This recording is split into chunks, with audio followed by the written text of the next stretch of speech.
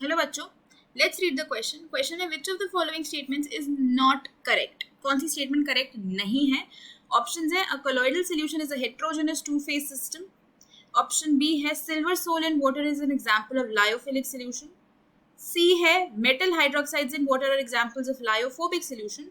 And D है liquid liquid colloidal solution is not a stable system. तो अगर इस क्वेश्चन में हम बात कर लेते हैं की कॉन्सेप्ट की, तो हमारा की कॉन्सेप्ट यहाँ पे क्या रहेगा? अगर हम की कॉन्सेप्ट देखें तो हमारा की कॉन्सेप्ट यहाँ पे क्या होगा? एक तो कोलॉइडल सॉल्यूशंस की हम बात करने वाले हैं, है ना, कोलॉइडल सॉल्यूशंस की बात करने वाले हैं और बात कर लेंगे लायोफिलिक और लायोफोबिक सॉल्यूशंस की।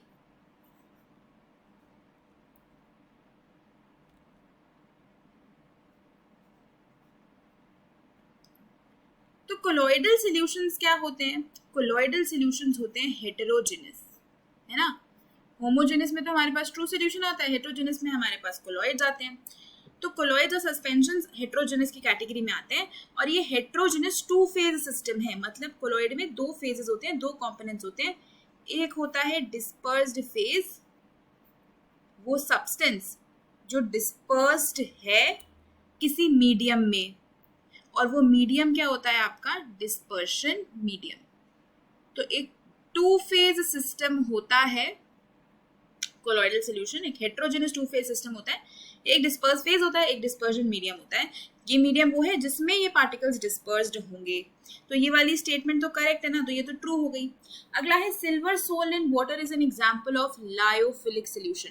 तो सिल्वर सोल इन वाटर यानी कि सिल्वर AgNO3 या AgCl के फॉर्म में वाटर में प्रेजेंट होगा, तो ये आयंस में टूटेगा, है ना। ये Ag प्लस हो गया, NO3 माइनस हो गया, यहाँ से भी Ag प्लस और Cl माइनस आयन हो गया।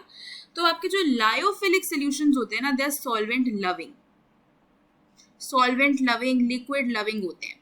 और लायोफोबिक जो होते हैं वो लिक्विड हेटिंग या आप कह सकते हो सॉल्वेंट हेटिंग होते हैं।